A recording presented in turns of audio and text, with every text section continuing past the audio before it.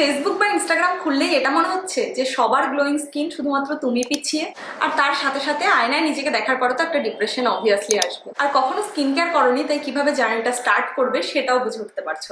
So চলো মাত্র 3টে প্রোডাক্ট দিয়ে তোমাদের জার্নিটা স্টার্ট করো, যেটা হলো face wash, moisturiser and sunscreen. That's it, মানে nothing fancy but stay consistent. Face ওয়াশের জন্য নর্মাল টু অয়েলি স্কিন যাদের আছে, use for Plum green tea pore cleansing face wash or anything else. And dry skin type people Cetaphil or use Dot के vitamin C face wash. And for moisturiser oily स्किनर पिपलरा এই রিকর্ড water based gel moisturiser use করো। Dry স্কিনের পিপলরা এটাই minimalist মোরুলা oil moisturiser use করতে পারো। Basically normal to dry skin will go for oil based moisturiser and oily skin people will go for gel based moisturizer.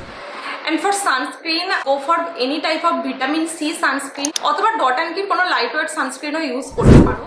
প্রোডাক্টের সাথে সাথে এবারে প্রসেসটাকেও খুব সিম্পলিফাই করে দিই। সকালে জাস্ট সানস্ক্রিন লাগিয়ে বেরিয়ে যাও অ্যান্ড রাত্রিবেলাতে ফিরে এসে ভালো করে ফেস ওয়াশ দেওয়ার পরে তারপরে ময়েশ্চারাইজার লাগিয়ে ঘুমিয়ে পড়ো। অ্যান্ড দেন সকালবেলাতে তোমাকে আর ফেস ওয়াশ বা কিছু ময়েশ্চারাইজার লাগানোর দরকার নেই, বিকজ অলরেডি তোমার স্কিন হাইড্রেটেড হয়ে থাকবে।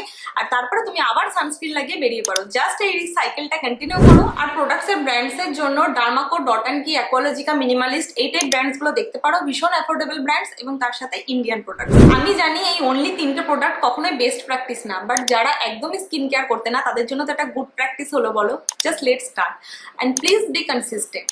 লাভ ইউ, বাই।